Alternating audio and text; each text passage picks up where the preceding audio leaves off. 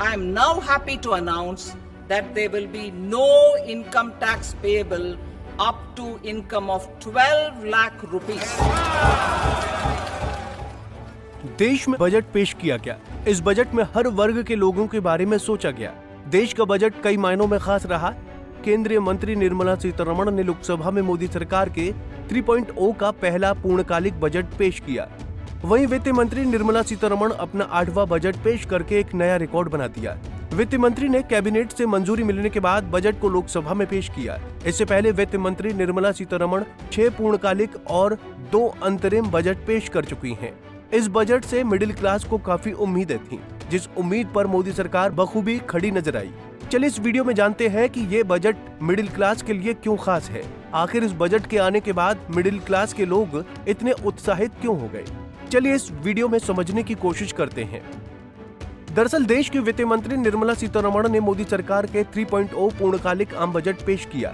इस बजट में middle class से किसानों के बारे में सोचा गया। इस बजट में मिडिल क्लास को जो तोहफा वित्त मंत्री ने दिया है, उस पर मिडिल क्लास को भरोसा नहीं हो पा रहा है। वित्त मंत्री ने अपने इस ऐतिहासिक ऐलान में कहा कि अब 12 लाख रुपए तक की वार्षिक आय पर कोई भी टैक्स नहीं लगेगा, यानी कि वो मिडिल क्लास जो हर साल में 12 लाख या फिर उससे कम रुपए कमाते थे, उन्हें अब कोई इनकम टैक्स भरने की जरूरत नहीं है। वित्त मंत्री के इस फैसले से देश का एक बड़ा वर्ग खुशी से झूम उठा।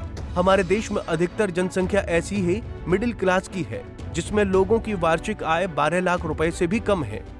I am now happy to announce that there will be no income tax payable up to income of 12 lakh rupees.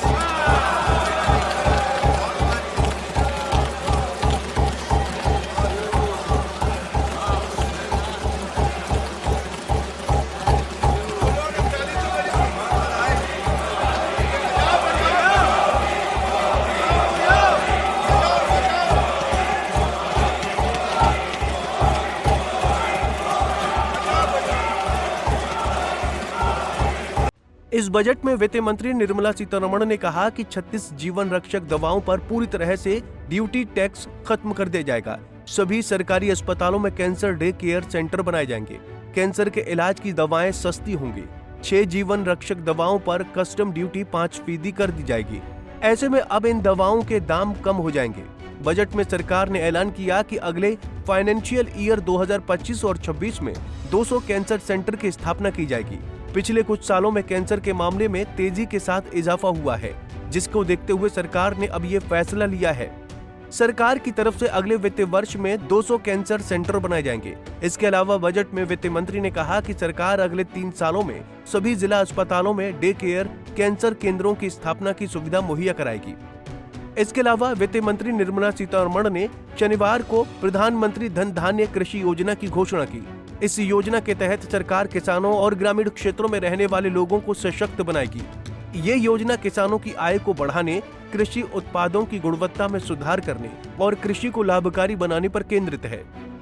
इस योजना के तहत किसानों को मुफ्त में बीज, उर्वरक, कृषि उपकरण और तकनीकी सहायता उपलब्ध कराई जाएगी। वित्त मंत्री ने अपना लगातार 8वां बजट पेश करते हुए कहा कि इस योजना से 1.7 करोड़ किसानों को लाभ मिलेगा। आपको बता दें कि 2025 का आम बजट पेश हो गया है। इस बजट को 1 अप्रैल से पूरे देश में लागू किया जाएगा। इस बजट में मिडिल क्लास से लेकर अन्नदाताओं के बारे में सोचा गया है। इस बजट के आने के बाद किसान और मिडिल क्लास को महंगाई से कुछ निजात मिलेगी।